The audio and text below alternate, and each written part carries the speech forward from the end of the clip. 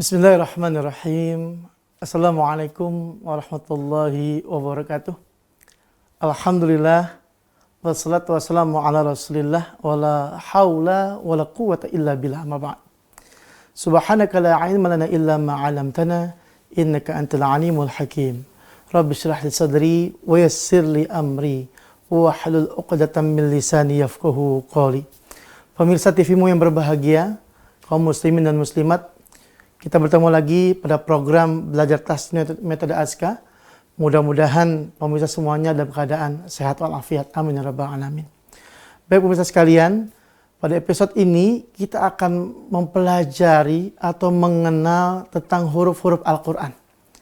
Sebagaimana kita tahu, untuk bisa membaca Al-Quranul Karim, kita harus mengenalnya terlebih dahulu. Membaca Al-Quran, standarnya adalah standar Nabi Muhammad SAW. Apa standar Nabi? Warattilil Qur'ana tartila, dan bacalah oleh kalian Al-Quran dengan bacaan yang tartil. Tentu kita harus tahu apa yang dimaksud dengan bacaan yang tartil. Bacaan yang tartil adalah bacaan yang memperhatikan dan memberikan hak dan mustahak. Hak itu apa? Hak itu yang senantiasa menempel pada huruf, baik sifat, makhraj.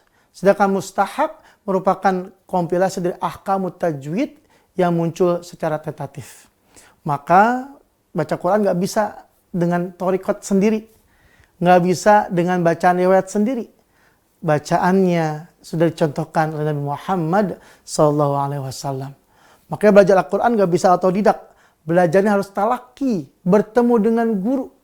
Nah, salah satu wasilah kita belajar adalah dengan menonton program ini, yang mana insya Allah kita akan bersama-sama belajar bareng dari awal mengenal sampai saat ini, mengenal Al-Quran, sampai nanti insya Allah kita akan bisa membaca dengan tartil. Amin ya rabbal alamin. Baik, pemirsa TV-mu yang berbahagia, marilah kita awali pengajian kita pada hari ini dengan bersama baca Al-Furqan, Naqra Al-Fatihah.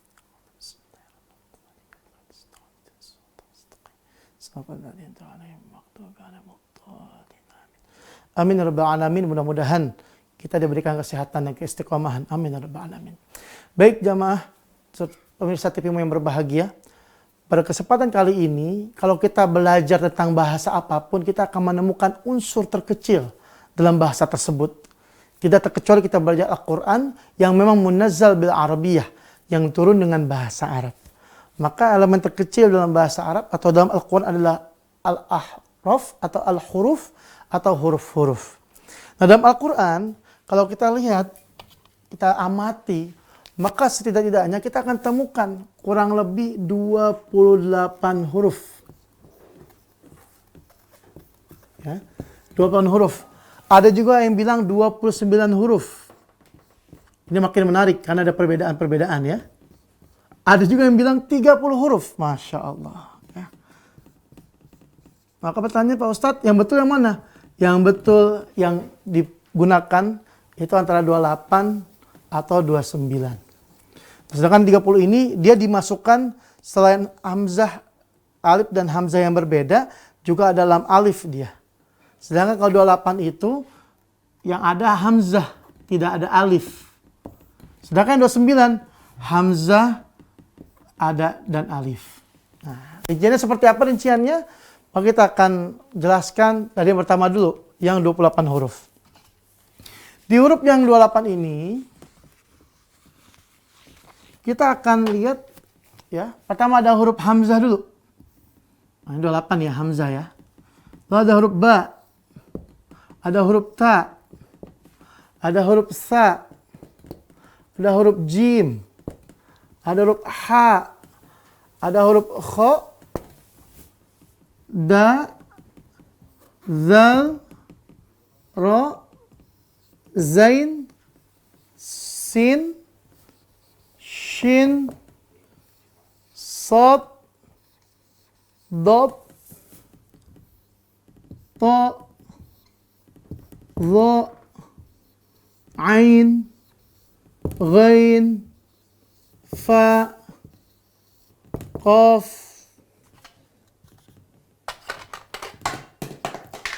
kaf, lam, mim, nun, waw, ha, dan ya.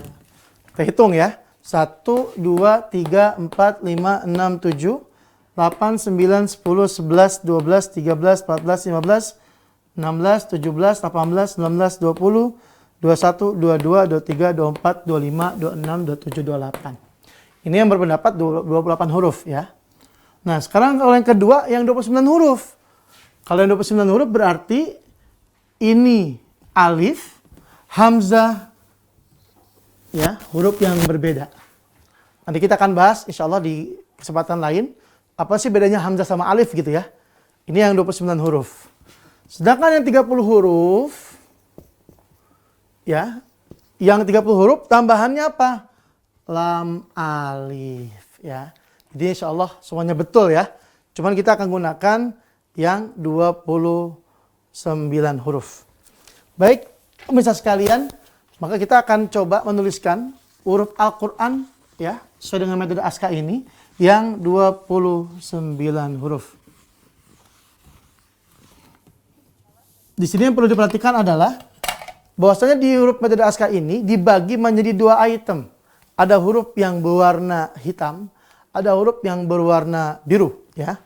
Oke, maka kita akan lihat di sini huruf apa aja sih yang berwarna hitam dan huruf apa aja yang berwarna biru dan apa fungsinya. Maka kita tulis ya. Bismillahirrahmanirrahim. Langsung kita kasih harokat fathah ya, kita bunyikan. A, ba, ta, sa, ja, ha. Nah, di huruf selanjutnya ini kita kasih tanda dengan warna merah. Kenapa? Nanti kita akan jelaskan insyaallah ya. Kha. Habis kha apa? Da. Lalu za. Habis za, ra. Lalu habis ra apa? Zain. Za ya, kalau kita kasih fathah ya.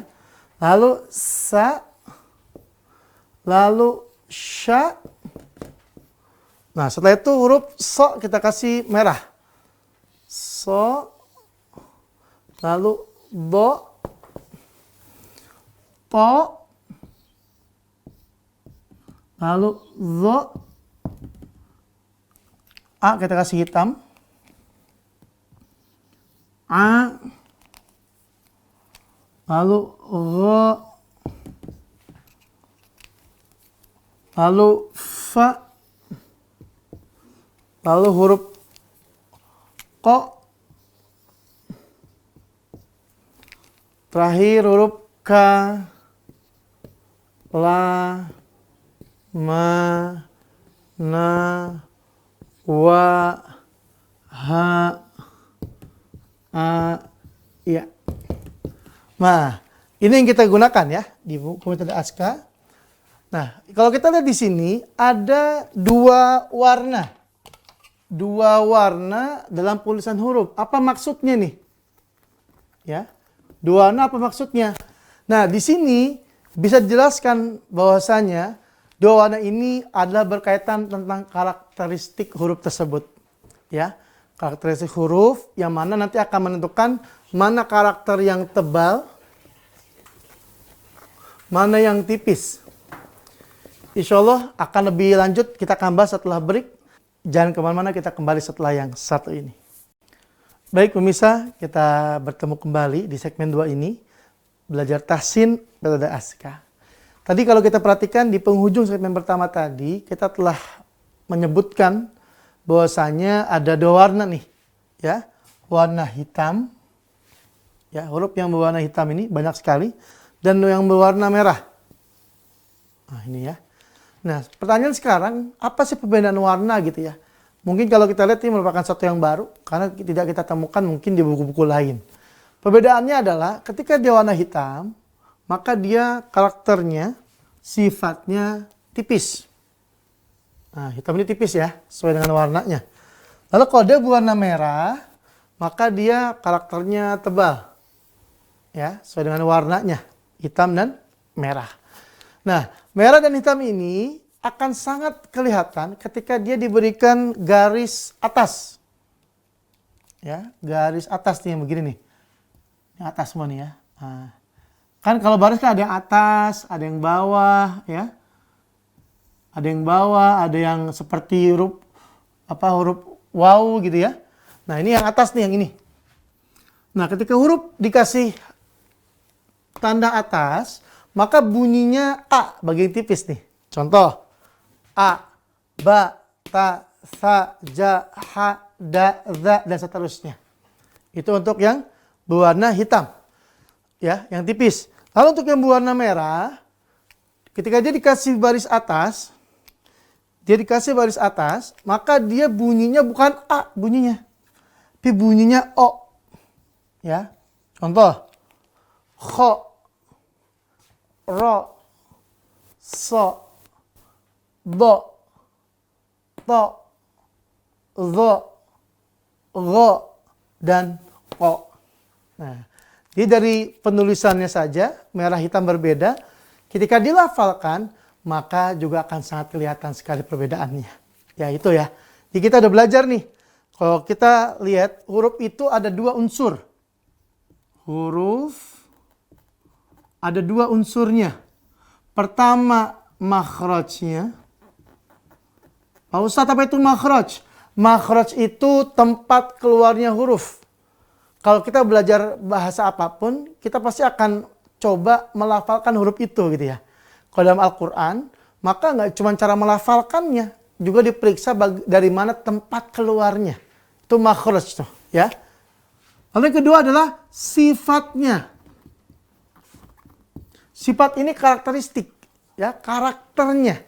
Maka tadi tebal tipis merupakan salah satu pasangan sifat atau karakter yang ada di huruf. Maka tadi yang merah tebal, yang hitam tipis, ya. Baik pemirsa sekalian, itu mungkin penjelasan berkaitan tentang merah dan hitam. Mudah-mudahan bisa dipahami. Kalau sudah clear, maka kalau sudah begitu kita akan masuk ke mulai makhraj, ya. Kita akan masuk ke tempat keluar huruf.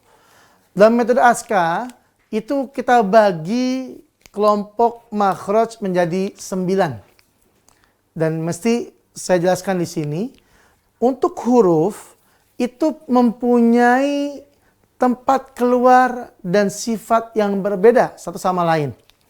Ya, tidak ada dalam Al-Quran satu huruf yang identik 100% sama makhraj dan sifatnya. Luar biasa betul, Masya Allah ya. Makanya nggak salah kalau misalnya baca Al-Quran itu, ya, ganjarannya satu huruf 10 kebaikan. Tentu yang 10 kebaikan ini ada S dan K-nya. Syarat dan ketentuannya. Maka disinilah syaratnya kita bisa melafalkan, mengetahui makhraj, ya, mengimplementasikan, mengamalkan sifat-sifat huruf yang sudah ada. Maka kita kembali masuk pembagian kelompok huruf. Di metode ASKA ini dibagi menjadi 9 kelompok huruf, yang mana setiap kelompok itu tempat keluarnya antara satu huruf dengan huruf yang lain itu berdekatan atau sama satu tempat keluar huruf.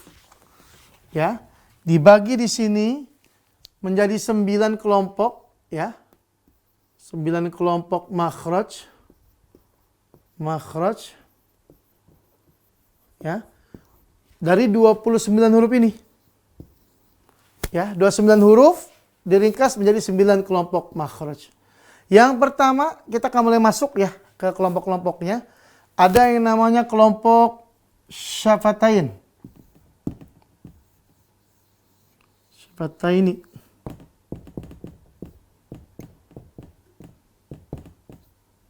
Apa syafatain ya? Syafatain merupakan kedua bibir. Maksudnya di sini adalah di kelompok ini, huruf-huruf yang ada di kelompok ini itu tempat keluarnya berada di kedua bibir. Apa saja dia? Maka yang pertama adalah huruf ba. Ya. Huruf ba itu kedua bibir. Lalu ada lagi huruf ma, ya. Ini pun kedua bibir. Lalu huruf wa, juga kedua bibir. Dan terakhir huruf fa, ini juga kedua bibir. Ya, maka langsung saja kita praktekkan satu persatu dari kelompok yang pertama ini. Yang pertama huruf ba. Sekarang kita sambil praktek ya. Pemirsa sambil praktek juga. Huruf ba ini kalau kita rasa-rasa, ingat tadi keywordnya, kelompoknya, kedua bibir. Maka dia nggak bakal jauh-jauh dari sini nih. Maka ba kita rasakan, ba. Maka makhrajnya, tempat keluarnya adalah merapatkan kedua bibir. Ya, rapat. Jadi kalau ngomong ba, maka dia rapat. Ba, ya, rapat dia. Ini untuk makhrajnya. Lalu sifatnya apa aja sifat? Ya, sifatnya tadi kita udah bahas ya. Lihat warnanya apa warnanya? Hitam. Maka sifatnya tipis. Selain tipis apa lagi? Selain tipis kita akan bahas setelah segmen selanjutnya, insya Allah. Jangan kemana-mana, tetap di Belajar Taslim dan Askar bersama TVmu. Kita kembali setelah yang satu ini. Baik, pemirsa TVmu, kita bertemu lagi di segmen ketiga ini. Kita akan lanjutkan lagi pembahasan tentang huruf ba. Ya. Huruf ba ini kita sudah jelaskan tadi, bahwasanya dia untuk sifatnya atau karakternya, kita ingat lagi nih yang tadi ya, hitam. Ya, hurufnya berwarna hitam. Maka sifatnya tipis dia. Lalu yang kedua, ketika dia dilafalkan huruf ba, ya, kita akan lihat ada udara yang keluar gak dari mulut. Ba. Kita bisa rasakan ya. Ba. Kalau kita lihat, maka dia tidak ada udara. Atau tidak berhembus udara. Sama ya. Tidak berhembus. Ya, itu dia ba ya. Jadi kalau kita ngomong huruf ba ada udaranya, berarti bocor itu ya. Jangan sampai bocor. Udaranya harus tertahan. Dan sifat yang terakhir, yang ketiga adalah memantul. Ya. Insyaallah pada khatam semua nih, kol-kolah ya. Udah pada tahu semuanya, memantul. Maka apa dia memantul? Kita akan jelaskan. Kita akan drill dulu nih. Ya. Babi, bu, bab. Nah, bab. Di situ ada pantulan huruf ba. Maka dia sifatnya memantul. Ya. Baik, saya ulangi. Babi, bu, bab. Babi, bu, bab. Babi, bu, bab. Babi, bu, bab. Nah, dari 4 tadi latihan dengan bunyi yang berbeda-beda tapi dengan huruf yang sama, itu kita bisa mendapatkan makhraj dan sifat huruf ba secara sempurna insyaallah. Ya. Baik, diulangi lagi. Makhrajnya untuk huruf ba merapatkan kedua bibir. Rapat ya. Ba merapatkan kedua bibir. Lalu karakternya sifatnya ada pertama tipis karena dia hitam, ya. Tipis nih karena dia hitam. Lalu kedua, tidak ada udara yang berhembus.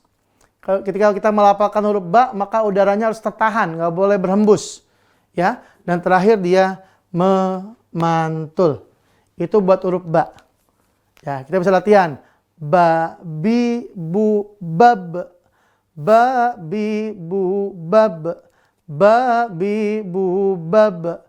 Ba, bi, bu, bab. Itu untuk huruf ba. Ya, alhamdulillah, insyaallah mudah ya. Huruf ba ini masih mudah karena ada padanannya. Ada huruf yang sama dengan bahasa kita, bahasa Indonesia ya. Jadi kalau kita lihat di beberapa buku itu, ya, huruf ba itu ditransliterasikan, diterjemahkan gitu ya, huruf B. Benar gak nih? Ya, tidak sepenuhnya benar, tapi untuk pelafalannya mirip. Ya, karena huruf B itu kan gak ada yang mantul. Kalau kita ngomong B kan bab, bukan bab, tapi kan bab doang gitu ya, atau yang lain-lain. Makanya saya bilang tadi, tidak sama persis, tapi memiliki kemiripan. Insya Allah di lidah kita juga bisa melafalkannya dengan baik. Itu untuk huruf ba. Ya, insya Allah mudah. Latihannya ingat-ingat, kita masih di kelompok pertama, kelompok syafatain, kelompok kedua bibir. Itu huruf yang pertama, kita akan melanjut ke huruf selanjutnya. Karena kedua bibirnya ada 4 ya, ada 4 huruf. Ada 4 huruf dia, ba sudah kita pelajari. Selanjutnya adalah huruf ma ya. Huruf ma. Ba, ma, wa, fa. Ba sudah ya. Sekarang kita ke ma nih. Ma ini, ingat huruf itu ada 2 unsurnya. Ada makhraj, ada sifat ya. Maka ma ini makhrajnya sama dengan ba. Ma makhrajnya sama dengan ba. Untuk tahapan dasar kita samakan dulu untuk mempermudah ya. Ma tadi apa? Merapatkan kan? Ya, merapatkan kedua bibir. Maka buat huruf ba sama merapatkan kedua bibir. Itu untuk makhrajnya, tempat keluarnya. Sedangkan sifatnya buat ma itu kurang lebih sama ya, tapi tidak semuanya sama huruf ba. Baik, huruf ma, warnanya apa huruf ma? Hitam ya, maka dia karakternya tipis. Lalu ma kita lafalkan, ma, ada udara gak yang berhembus? Ma, tidak ada udara yang berhembus, berarti napasnya tertahan atau tidak berhembus. Ya, napas tertahan. Maka untuk karakternya ada 2, tipis dan nafasnya tertahan atau tidak berhembus. Maka kita drill untuk ma ini, ya, kita akan coba latihkan. Betul gak sih dia tipis dan napasnya nggak berhembus? Kita akan praktekkan. Ma, mi, mu, bam. Ma, mi, mu, bam. Ma, mi, mu, bam. Ma, mi, mu, bam. Boleh gak Pak Ustadz bacanya bam? Kagak boleh. Karena dia tidak memantul. Ya. Maka bunyi harus bam. Tidak boleh memantul. Dan ketika bam dilafalkan, mimnya tidak boleh ada udara yang berhembus. Napasnya tertahan. Baik pemirsa, pada pertemuan kali ini kita cukupkan sekian. Ya, pembahasan di kelompok kedua bibir sebagian 2 huruf ini ya. Harapannya huruf ba dan ma ini mudah. Insya Allah hampir semua dari kita bisa melafalkan huruf ini. Cuman pendalamannya adalah bagaimana kita mengupas huruf ini dengan makhraj dan sifat atau karakteristik yang sempurna insya Allah. Maka latih terus ya, dilatih terus untuk melatih nggak cuma baca ba ma doang, tapi juga kita mesti buka Al-Quran, melafalkan huruf ba dan ma di dalam Al-Quran. Mudah-mudahan dengan praktek yang banyak kita bisa lebih menguasai, bisa lebih mudah mempelajari Al-Quran insya Allah. Ya, makin kesana belajar, makin mudah kita dapatkan insya Allah. Karena Allah sudah berfirman, sudah berjanji, walaqad yassarna Qur'ana lidzikri fahal mim muddakir, kata Allah. Dan sungguh kami telah memudahkan Al-Quran untuk dipelajari, apakah kalian tidak mau mempelajarinya? Masya Allah. Ya, baik pemirsa sekalian, kita akan ketemu lagi di episode selanjutnya. Kita akan lanjutkan pembahasan di kedua bibir ini. Insya Allah apa yang diajarkan ini bermanfaat bagi kita semuanya. Semoga kita menjadi hamba Allah yang ahli Quran, ahlullah wa khasatuh. Itu yang bisa saya sampaikan. Mohon maaf atas segala kekurangan. Al-afu minkum bila bisabil haq fastabiqul khairat. Assalamualaikum warahmatullahi wabarakatuh.